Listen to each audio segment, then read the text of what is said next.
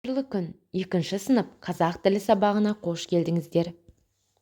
Түрлі түсті дала. Оқушылар жаттығуларды орындау барысында тапсырмаларды түрлі түсті қаламмен белгілеп отырыңдар. Қызыл түс, бәрін тексеріп, қателерді дұрыстаңыздар.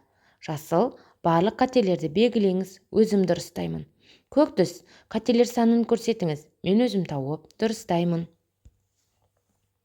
Оқушылар бүгінгі жаңа тақырыпты анықтау үшін көптеген әріптер арасынан тұтас сөздерді оқып, сол сөздерді жазып отырыңдар.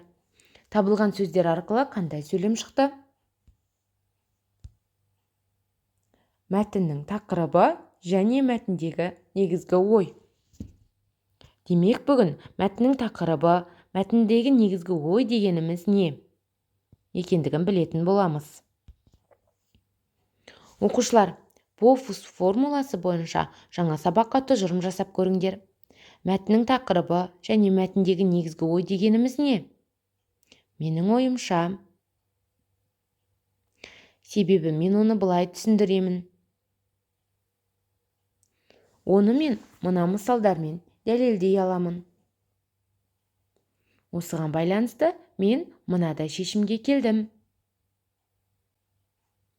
Оқушылар, жасаған тұжырымдарыңды сабақ барысында тексеріп отырыңдар.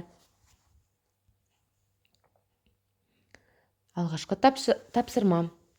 Менің інім Негеш сияқты көп білгісі келетін, сұрақты көп қоятын бала. Бүгін мені сұрақтың астына алды. Сынып деген не? Сенің сыныптастарың кімдер? Мектепте сабақ беретін кісіні кім дейді? Мен бірден жауап бере алмай, тосылып қалдым. Сен қалай жауап берер едің? Оқығандарыңның мәтін екенін дәлелдеңдер.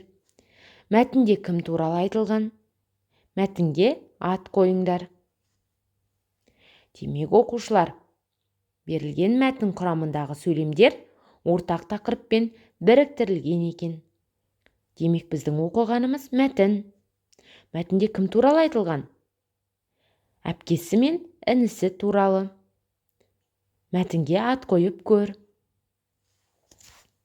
Демек, оқушылар, тақырып дегеніміз мәтінде баяндалатын оқиға мен ойдың түйіні екен. Екінші тапсырма. Бауыржан түскі үзілісте асханаға барды. Досымжанның мінезі ашық және кітабын күтіп ұстайды. Ол кимелеп кезекте тұрғандардың арасына кіріп кетті. Кезекте тұрғандар реніш білдірді. Талғат өлеңді мәнерлеп оқыды. Бірақ Бауыржан түк естімегендей тұра берді. Оқушылар, берілген сөйлемдерден мәтін құрамайтынын дәлелде. Сөйлемдердің ішінен мәтін құрайтындарын көшіріп жаз. Құраған мәтіннің тақырыбын анықтап, ат қой. Құраған мәтіннің мазмұнына сәйкес мақал-мәтел тауып айт. Ендеше, оқушылар, берілген сөйлемдердің ішінен мәтін құрайтындарын көшіріп жазыңдар.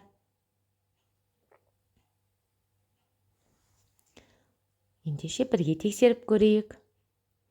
Бауыржан түскі үзілісте асханаға барды. Ол кимелеп кезекте тұрғандардың арасына кіріп кетті.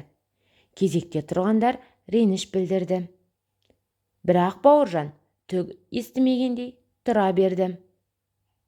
Оқушылар, жасаған жұмыстарыңды түрлі түсті карандашпен белгілеп, мұғалімдеріңе жіберуді ұмытпаңдар. Келесі тапсырма. Мәтіннің тақырыбы негізгі ойды беріп тұрма. Негізгі ойы айтылған сөйлемді көшіріп жазыңдар. Оқушылар, берілген мәтінмен танысып шығайық. Уәде қасиетті серт. Сыныптасым Айгүл екеуміз жалғыз тұратын Әсел әжеге көмектесуді ұйғардық. Үйді жинап, дүкеннен керек жарақтарын әкеліп бердік. Ол кісі бізге риза болып батасын берді. Өзіммен бірге шай ішуімізді өтінді. Біздер сыныптастарымызға киноға баруға уәде беріп қойғанымызды айттық. Әсел әжей, дұрыс қарақтарым, уәде қасиетті серт. Уәделеріңде тұрыңдар, қадірлерің артады, деді. Оқушылар, берілген мәтіннен негізгі ой айтылған сөйлемді көшіріп жазыңдар.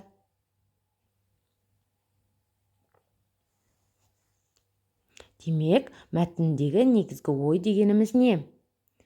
Мәтіндегі негізгі ой автор айтқысы келген басты пікір. Мәтіннің тақырыбы негізгі ойды беріп тұр ма? Жарайсыңдар оқушылар. Уәде қасиетті серт.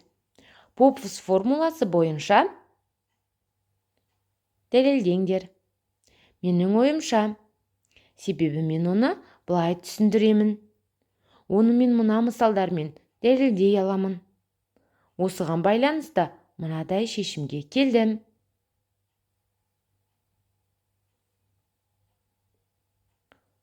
Оқушылар, тапсырмаларды орындап болған соң, пән мұғалімдеріңе жіберуді ұмытпаңдар. Мұғалімге SMS.